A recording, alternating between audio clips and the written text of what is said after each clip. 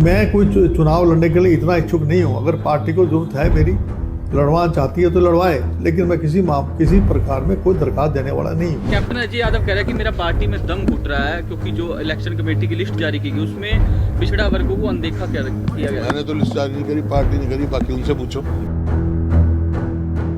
2014 से लगातार झटके पर झटका खा रही कांग्रेस को अब लोकसभा चुनाव से ठीक पहले एक बड़ा झटका लगा है, और अब की बार भाजपा से नहीं बल्कि अपनी ही पार्टी के नेता से, जो कि शीर्ष नेताओं में शुमार हैं। जी हाँ, ऐसा इसलिए क्योंकि लोकसभा और विधानसभा चुनाव में कुछ ही महीने बाकी हैं। ऐसे में कांग्रेस ओबीसी सेल के राष्ट्रीय चेयरमैन और सीनियर नेता अजय यादव ने कांग्रेस पार्टी से नाराज होकर लोकसभा चुनाव से पहले ही अपने कदम पीछे कर लिए। कैप्टन अजय सिंह यादव ने साफ शब्दों में कह दिया कि वो आने वाले लोकसभा चुनाव नहीं लड़ेंगे, क्योंकि उनका कांग्रेस में दम घुटने लगा है। अजय ने दम घुटने की वजह भी बताई। उन्होंने कहा कि कांग्रेस पार्टी में एससी, एसटी और ओबीसी में अनदेखी हो रही है। हालांकि अजय यादव ने यह भी साफ कर दिया कि जब तक सोनिया गांधी उनके नेता हैं और तब तक वो पार्टी नहीं छोड़ेंगे, चाहे उन्हें पार्टी में प्राइमरी कार्यकर्ता के तौर पर ही काम करना क्यों न पड़े। नहीं, मैं तो देखो, दम घुटने की बात मैं इसलिए कह रहा हूँ कि मैं तो सोनिया गांधी जी का ऋणी हूँ। उन्होंने मुझे डिप्टी लीडर बनाया, CLP लीडर बनाया, फाइनेंस मिनिस्टर बनाया, चेयरमैन AICC ओबीसी डिपार्टमेंट बनाया। उनकी लिहाज में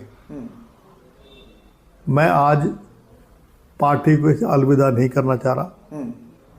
गांधी परिवार से हमारा पुराना संबंध है, और मैं 70 साल की जो अपनी जो हमारा एसोसिएशन है उसको मैं ख़त्म नहीं करना चाह रहा।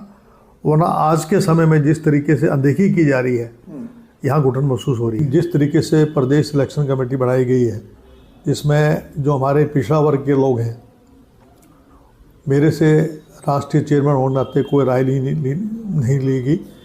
और दूसरा ये है कि एप्लीकेशन मांग रहे हैं केवल 10 सीटों के लिए। उसके लिए एप्लीकेशन की बजाय आप उसमें ये कहते हैं कि साथ में 1 लाख रुपए का ड्राफ्ट लगाओ, आगे जो वही लोग एप्लीकेशन दें जो सीरियस लोग हैं, और वो होनी चाहिए अनरिफंडेबल। तो ताकि जो है कम से कम जो है वही लोग दरखास्त देंगे जो चुनाव लड़ना चाहते हैं। और 10 सीटों के लिए आप जितने भी जो प्रदेश इलेक्शन कमेटी के मेंबर थे उनकी ड्यूटी लगा देते। दो या 3 मेंबरों को 2 डिस्ट्रिक्ट दे दी होती। और उसके अलावा जो प्रदेश इलेक्शन कमेटी में हमारे खड़गे जी ने, जो हमारे राष्ट्रीय अध्यक्ष हैं, उन्होंने बकायदा ये स्वीकृति हमें हमारे सामने उन्होंने इन प्रिंसिपल बात मान ली थी कि SC, ST, OBC माइनॉरिटी के चेयरमैन जो हैं वो स्पेशल माइनॉरिटी के तौर पे इसमें इलेक्शन कमेटी में रहेंगे, लेकिन उनको नहीं रखा गया और लोगों को जो OBC के लोग हैं उनको ले लिया गया। तो उससे मैं बड़ा आहत हूँ। अजय यादव ने तो खुलकर अपनी बात रख दी है और प्रदेश में OBC के साथ अन्याय की बात करते हुए और बगावत की संभावनाओं को जताते हुए बिना नाम लिए हुड्डा गुट को कटघरे में खड़ा कर दिया है। हालांकि अजय के इन बयानों और आरोपों पर अब पूर्व CM भूपेंद्र सिंह हुड्डा की भी प्रतिक्रिया सामने आई है, जिसमें हुड्डा ने ये कहकर ही सवालों से अपना पल्ला झाड़ लिया कि मैंने तो इलेक्शन कमेटी की लिस्ट जारी नहीं की है, पार्टी ने की है। अजय यादव उनसे जाकर पूछें। कैप्टन अजय यादव कह रहा है कि मेरा पार्टी में दम घुट रहा है, क्योंकि जो इलेक्शन कमेटी की लिस्ट जारी की गई उसमें पिछड़ा वर्गों को अनदेखा किया गया। मैंने तो लिस्ट जारी नहीं करी, पार्टी नहीं करी, बाकी उनसे पूछो। कैप्टन अजय यादव के इस बयान के बाद से कयास लगाए जा रहे हैं कि उनका अब कांग्रेस पार्टी से मोह भंग हो गया है। अजय यादव गुरुग्राम सीट पर कैंडिडेट के आवेदन मांगे जाने से भी खासा नाराज हैं।